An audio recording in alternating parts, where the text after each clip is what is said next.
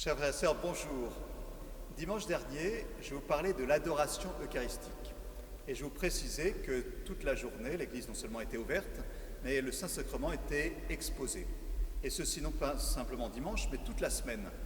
Et par exemple, aujourd'hui mardi, jeudi, vendredi, entre 18h15 et 19h45, le Saint-Sacrement sera exposé dans l'église, avec aussi la présence d'un prêtre pour vous accueillir si vous avez besoin.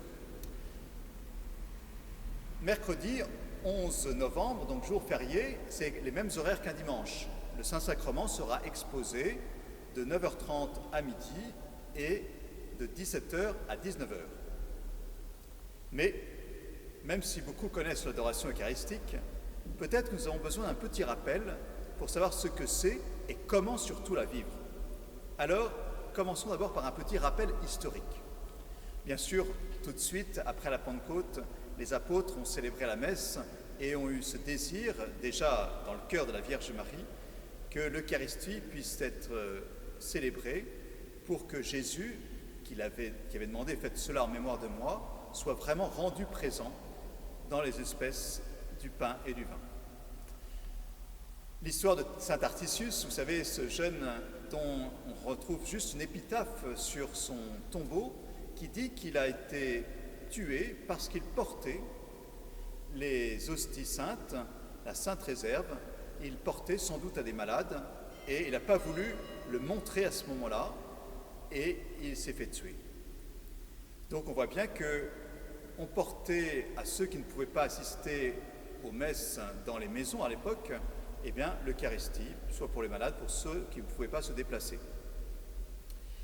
Cette réserve eucharistique, elle a été effectivement gardée dans les lieux de culte, d'abord sous l'apparence d'une colombe. On plaçait, et c'est encore vrai dans les églises orthodoxes, on plaçait les hosties saintes dans cette colombe. Il y a eu vraiment, et on le voit déjà dans des conciles, l'expression de tabernacle pour porter, pour garder les hosties toujours souvent destinées aux mourants ou aux malades. Et puis, il y a eu quelques processions avec les tabernacles d'ailleurs qui ont pu apparaître. Vers le Xe, XIe siècle, la dévotion à l'Eucharistie s'est un petit peu perdue, un sort d'affaiblissement. Et comme toujours, Dieu se sert d'un mal pour un plus grand bien. Ce qui fait qu'au XIIIe et au XIVe siècle, XIIIe siècle déjà, dès les années 1200 et quelques, eh bien au contraire, il y a eu tout un mouvement de recherche de dévotion eucharistique. Et en particulier, les personnes qui participaient à la messe, alors qu'on avait créé, surtout en Orient, des iconostases, que le prêtre quelquefois célébrait en disant les paroles de la consécration à mi-voix, eh bien, les gens disaient « mais on veut voir Jésus, on veut voir Jésus ». Et alors le prêtre était appelé à élever l'hostie au-dessus de sa tête. Et puis les personnes disaient « mais plus haut !»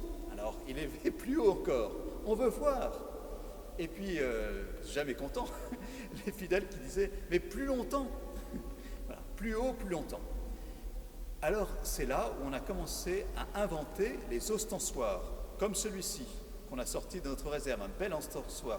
Rassurez-vous, là, il n'y a pas l'hostie consacrée. C'est juste l'objet qui est posé sur l'autel, pour la vidéo en tout cas. Et donc, ces ostensoirs ont été créés pour, finalement, remplacer les bras du prêtre qui ne pouvait pas porter pendant des heures l'hostie sainte. C'était pour voir Jésus. Alors on comprend que l'adoration eucharistique, c'est lié justement à l'élévation de l'hostie. C'est une sorte de permanence de cette élévation de l'hostie. Or, dans la messe, il y a 3 élévations qui n'ont pas la même nature, mais par rapport à ces 3 élévations, nous allons voir comment nous allons vivre intérieurement, justement, l'adoration eucharistique. Qu'est-ce que, spirituellement parlant, chacune de ces 3 élévations nous amène à vivre? Les 3 élévations, je vous les recite assez rapidement. D'abord, au moment de la consécration, lorsque le prêtre prend l'hostie, redit les paroles de Jésus, « Ceci est mon corps livré pour vous », et élève l'hostie. Il fait la même chose, évidemment, avec la coupe remplie de vin, qui devient le sang de Jésus. Il élève le calice. La première élévation, la consécration. La deuxième élévation, c'est après la prière eucharistique, le prêtre qui élève à nouveau l'hostie et le calice, et qui dit « Par lui, avec lui et en lui, à toi, Dieu le Père Tout-Puissant, dans l'unité du Saint-Esprit, tout honneur et toute gloire pour les siècles des siècles. » Et vous répondez avec ferveur, s'il vous plaît, et avec force intérieure et peut-être aussi extérieure, « Amen ». Parce que vous offrez avec Jésus, par Jésus, au Père, et avec vous, toutes les intentions, comme on va dire, puisqu'on a prié avant pour le pape, pour les évêques, pour l'Église tout entière, pour les défunts, pour les vivants, etc. La troisième élévation, c'est celle juste avant la communion, où le prêtre élève l'hostie, dit « Heureux les invités au repas du Seigneur, voici l'agneau de Dieu qui enlève le péché du monde. » Et nous répondons « Seigneur, je ne suis pas digne de te recevoir, mais dis seulement une parole et je serai guéri. » Alors voyons pour ces trois élévations, qu'est-ce que ça peut vouloir nous dire dans l'attitude intérieure de l'adoration eucharistique devant le Saint-Sacrement exposé dans un ostensoir comme celui-ci. Par rapport à la consécration, la première chose que j'ai à vivre lorsque je rentre en adoration, c'est bien sûr de poser un acte de foi en la présence réelle de Jésus. Ceci est mon corps livré pour vous. Ceci est mon corps.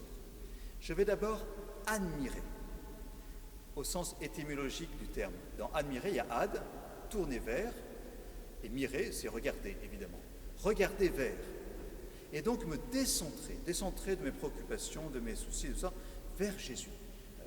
Je regarde, mais en même temps, non seulement je regarde, mais je contemple, j'adore, et je pose un acte de foi de la présence même de Jésus devant moi. Parce qu'il a dit, ceci est mon corps livré pour vous. Et un sacrement, c'est toujours un signe visible, l'hostie en l'occurrence, et la parole qui l'accompagne, qui dit ce que la vue nous fait contempler. Ceci est mon corps livré pour vous.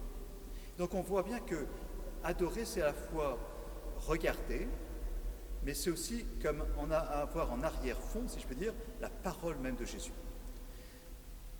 Donc nous décentrons, nous pouvons poser cet acte de foi. Seigneur, je crois que tu es ici, que tu me vois, que tu m'entends, que tu m'attends et que tu m'aimes.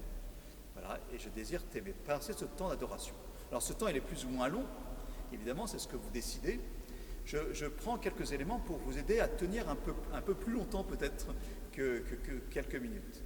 Justement, puisque la parole est ce qui éveille notre foi, pourquoi ne pas prendre ce temps d'adoration pour, après avoir posé cet acte de foi initial, écouter l'évangile du jour ou l'évangile du dimanche et savoir que c'est le même Jésus qu'on est en train de contempler dans cette hostie, certes maintenant passé par la mort et ressuscité, vivant maintenant, présent au milieu de nous, mais qui a dit telle parole rapportée par l'évangile, fait tel geste, opéré telle guérison.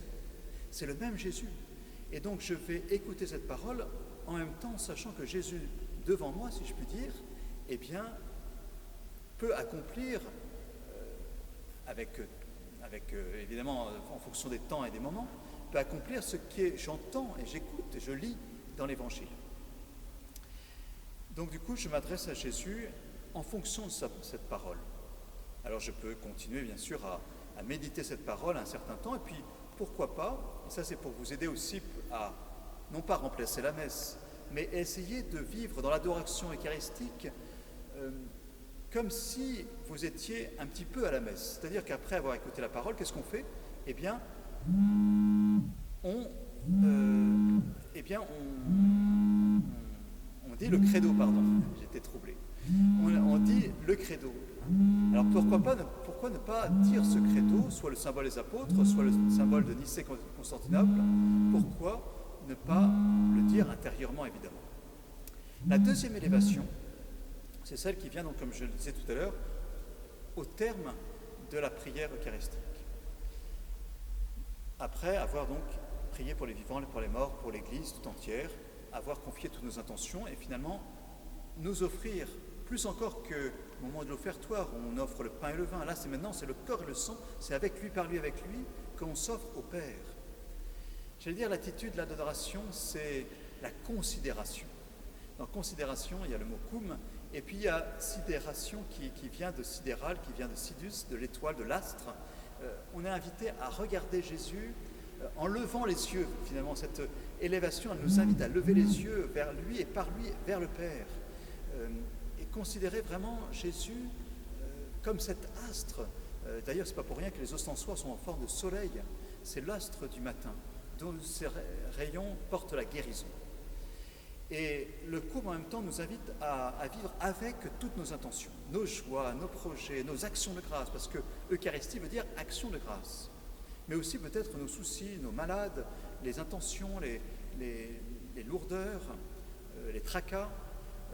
Venir avec tout cela. À la fois, au début de l'adoration, on a à se décentrer de nous-mêmes et de nos soucis.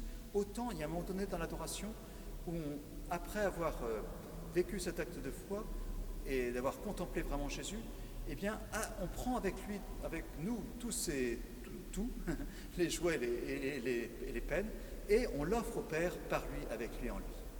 Cette considération qui a cet terme, c'est-à-dire à la fois regarder et observer, considérer quelque chose ou quelqu'un, c'est bien ça, et en même temps avoir de la considération, c'est avoir de l'estime.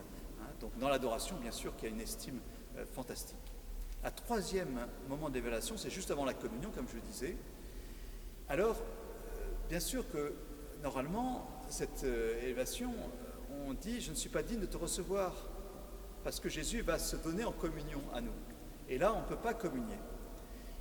Vous savez que là, c'est le propre même de l'adoration au sens étymologique. Adoration, ça veut dire ad, toujours vers, et le os de adoration, ad, oration, c'est la bouche. C'était l'attitude de la prosternation. On embrassait le vêtement ou les pieds même quelquefois de l'empereur ou d'un grand personnage. Là, c'est pas tant Jésus qui va aller dans votre bouche que votre bouche qui va aller vers Jésus, avec une communion spirituelle. À défaut de vivre la communion charnelle, on va dire, sacramentelle, nous allons vivre une communion de désir. Notre bouche, c'est comme si vous vouliez aller vers Jésus, oui, l'adorer au sens vraiment, vous penchez vers lui. C'est que même si vous êtes loin de l'ostensoir, spirituellement, venez embrasser Jésus. Manifestez votre désir d'être tout proche de lui, d'être en cœur à cœur avec lui. C'est ça l'adoration. Et la troisième élévation, l'attitude, ultimement, je vais faire une communion de désir, une communion spirituelle. Et vous avez dans l'Église quelques textes qui vous aident à vivre ce moment d'adoration et donc de communion spirituelle. Voilà, eh bien j'en termine par là. Je vous souhaite donc une bonne adoration dans ces prochains jours et bien sûr nous sommes toujours en cette communion de prière.